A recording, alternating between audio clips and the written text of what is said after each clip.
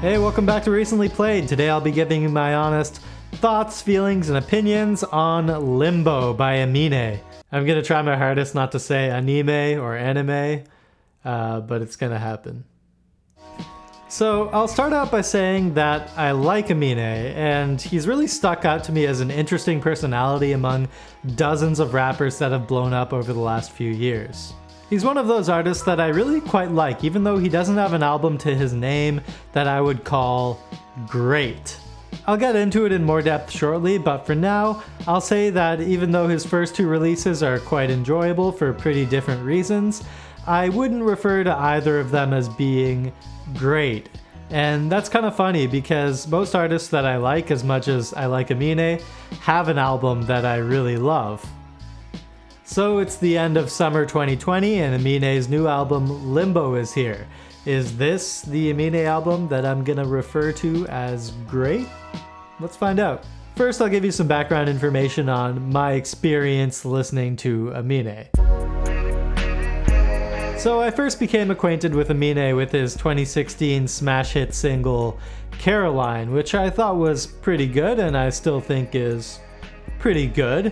It's a fun track. I think there's some great witty lyricism on there, nice minimal production, and I think that in general Aminé makes a lot out of a little in the way that he utilizes vocals on the track.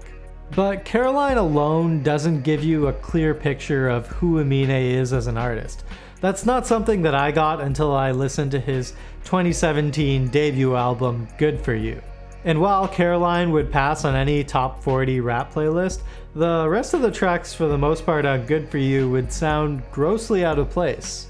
In fact, I wouldn't really feel comfortable calling Good For You a rap album. It's more so Aminé's own brand of pop music.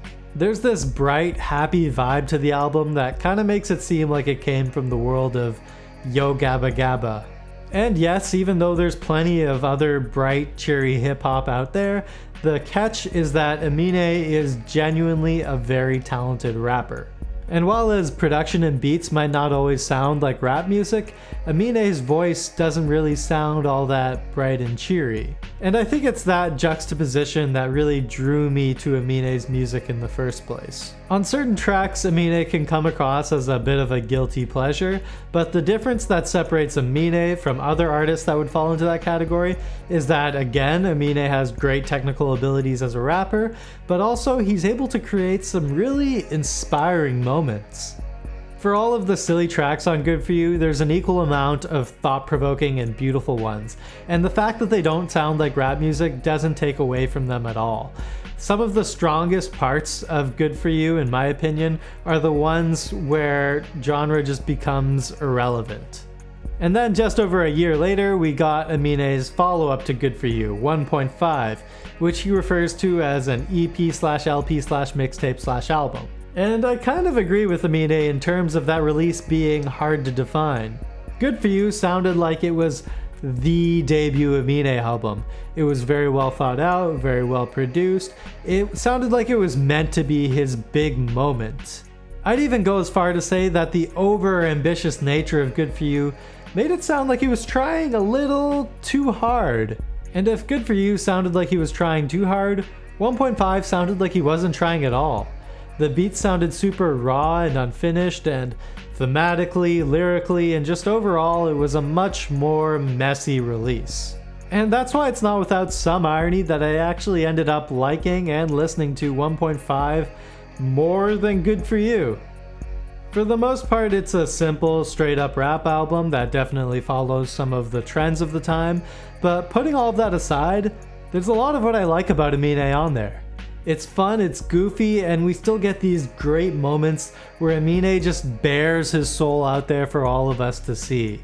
On 1.5, Aminé was making arguably more generic sounding music, but that didn't really matter to me because I liked hearing Aminé and I thought it was cool to hear him in a different setting. And I keep mentioning that Aminé has this strong personality that draws me to his music, so I think it's important for me to establish, what do I like about Aminé? Well, to start, I would say that the first thing that would distinguish Aminé from other rappers around today is that Aminé is a goofball and humor plays a key role in everything he's recorded. Aminé has this class clown personality which sounds like it could get annoying, but I think it works because his delivery is usually on the smooth and clever side. And this kind of goes hand in hand with another thing I like about Aminé. He doesn't seem to care too much about what anyone thinks of him, and he never sounds like he's trying to be someone else. Whenever his music sounds stylistically not like his own, he's always doing it with a kind of comedic twist that reminds us that this is an Aminé song. This is an Aminé song.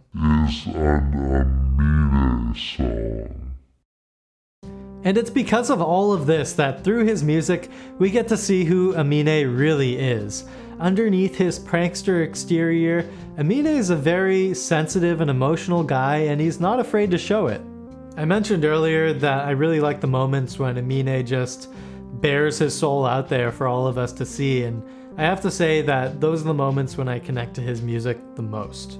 And to take it a step further, I enjoy hearing his hyped up, silly party tracks more after hearing the emotional ones because I've already developed some kind of emotional bond with the artist. So at the core of what I like about Aminé is this sense of honesty and unfiltered personality in his music. Let's jump right into my first impressions of Limbo by Aminé. So after my first playthrough of this album, I remember just being happy and excited at what a solid album this is. The thematically heavy moments feel rich with substance, and most importantly, Aminé is killing it on these performances. His lyricism is witty, clever, and full of personality, and his voice projects this confident, in-your-face attitude that I haven't heard from Aminé quite like this before. On Good For You, Aminé sounded like he was trying to be bigger than he was, and on 1.5 it sounded like he couldn't care less. Limbo kind of has Aminé sitting in this mature confidence where he's not necessarily trying to prove anything to you, the listener. It more so sounds like these are just thoughts and ideas that he's sharing with you from one adult to another.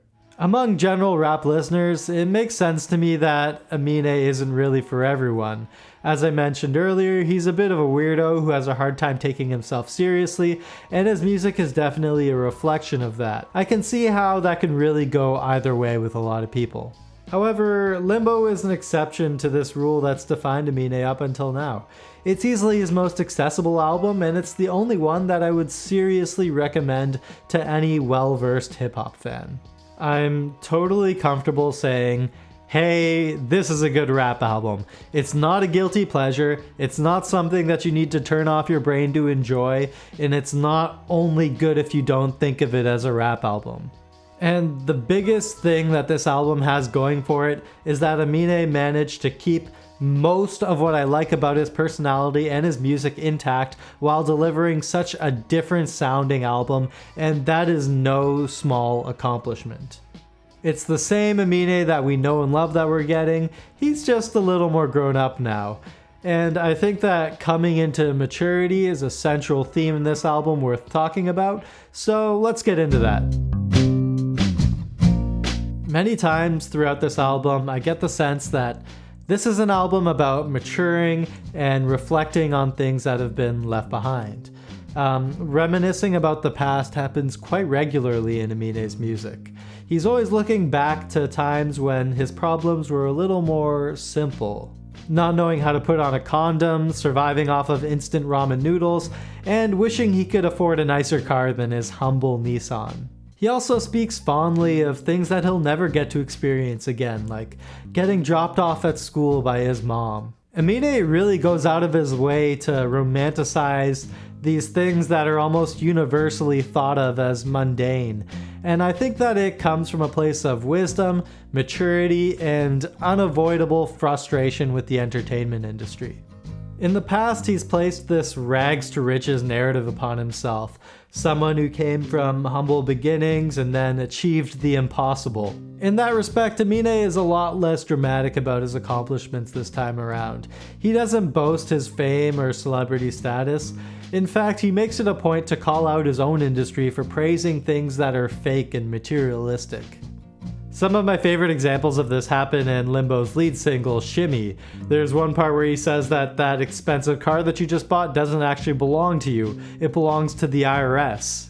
There's an even more hilariously extreme example of this, where he says, just because you bought that vintage Margiela, don't change your flight from Spirit to Delta. Just because you bought a fancy pair of boots doesn't mean that you're all of a sudden too good to fly with the more affordable Spirit Airlines. And I find this hilarious because flying Delta isn't really anything to brag about, but I guess making sensible spending decisions is all part of Aminé's newfound wisdom and maturity. It's a bit of a 180 from 2018's Reel It In, where he says, I buy that shit before I even know the price. I mentioned earlier that even though Limbo is a much more grown-up sounding album, he still manages to carry a lot of what I like about him along with it, and I'm happy to say that Aminé's signature sense of humor was one of those things. Aminé's jokes are more witty and clever than ever, and I think that this really extends beyond the obvious comedic moments like the Delta Airlines one I just mentioned. Even when Aminé is not trying to be funny, he still has this comedic edge to his work. Like in track 3, Kobe, where in a monologue read by comedian Jack Knight, Aminé expresses how, along with the tragic sudden death of Kobe Bryant, a part of him died as well. He goes on to say that this event accelerated his maturity and motivated him to learn about real estate and finance, which is kind of funny even though it comes from a very serious place. There's another great moment like this towards the end of the album where he brings back the theme of how we worship material wealth to the point where it's distracting us from making positive change in our society. By itself, this is another very real, thought-provoking statement. But then he goes on to speculate on whether the simple pleasure of eating a grapefruit is greater than owning a Ferrari. It's such a bizarre, hilarious line, but it comes from a feeling that was very real. I get the sense that Aminé is just a funny guy, and that can translate to any context. And this brings me to another Aminé staple that reappears in Limbo in a more mature form, so let's talk about Aminé and His Idols. Just as Aminé likes to reminisce about the past or crack silly jokes, paying tribute to his idols is another staple in his music. Sometimes these tributes are completely earnest, and at other times it's a mix of that and Aminé's own quirky sense of humor, where he'll dedicate a song to Jack Black, the Spice Girls, or Chingy. So again, there's no shortage of tributes on Limbo, but this time they're definitely less ironic. We don't get SpongeBob references, but instead many references to classic Jay-Z and Kanye West, among tracks dedicated to Old Dirty Bastard, Rihanna, Kobe Bryant, and most significantly Aminé's own mother. This time it's much more clear that Aminé is telling us, these are the people that really inspire me. These are the people who really contribute to who I am as an artist. On Limbo, Aminé doesn't waste any time. I can tell that he uses every second of it to talk about something he's passionate about. And with that, let's get into the most significant sign of maturity on this album. Let's talk about racial justice and inequality on Limbo. Right off the first verse of this album, we get this great, powerful, direct line, "When your skin's darker, shit gets harder." As I said, Aminé is using every minute of Limbo to talk about something that he's passionate about. This past summer was a very emotional time for many people, full of a lot of sadness, anger, and frustration, and in the weeks leading up to Limbo's release, I was interested in how Aminé was going to tackle these themes on his album. I wouldn't say that his music has ever been politically charged before, but he's also never shied away from addressing racism in his work. Usually it comes served with some of his signature quirky sense of humor. And I think that it's a tricky balance to get right when artists that aren't usually all that political decide to take this direction with their work. And all throughout the album we get these lines that are alluding to social justice, but they're quite well mixed in with everything else. And for the most part with this album, I don't feel like the tracks are separated thematically, like this is the social justice song and this is the party song. Aminé does a good job of juggling all these themes and picking his moments to bring up inequality, and I feel like they're more significant when he does because of that. Aminé is very good at making himself vulnerable, so I really liked his decision to express his personal experiences dealing with racism on track 12, Becky. On this track, Aminé shares his personal experience dating a girl who's white and all of the struggle and frustration that came from that relationship. Aminé says, "I'm fed up with the world that I know I can't change," which seems a lot more grounded than the lyrics of Good For You, which could be overly sensational at times. And I really like how this train of thought continues onto track 13, Fetus, where Aminé expresses his desire to have a child, but also wonders about the ethics of bringing a child into a world that he's so frustrated and dissatisfied with. I thought that the features from Injury Reserve were quite heartfelt and pushed the song forward. Most significantly, I love the line, "I hope I can be half the father that my mama was." I just think it's such a beautiful line that really captures a sense of hope amongst a cruel and unfair setting. And this train of thought that's been built up over the last two songs continues quite well onto the final track of the album, My Reality, where Aminé once again addresses his obsession with material wealth and questions what his expensive cars and jewelry really mean to him. Does this stuff actually make him happy, or is there a bigger reason for him wanting it in the first place? So let's get back to the big question.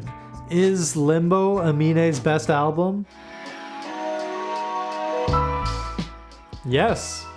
On paper at least. If I picked a criteria of what I think makes a good album, stacked up against the rest of his work, I think that Limbo would score the highest. As I said earlier, for people who aren't really fans of Aminé or are unfamiliar with his work, I think that they'd probably like this one the best also.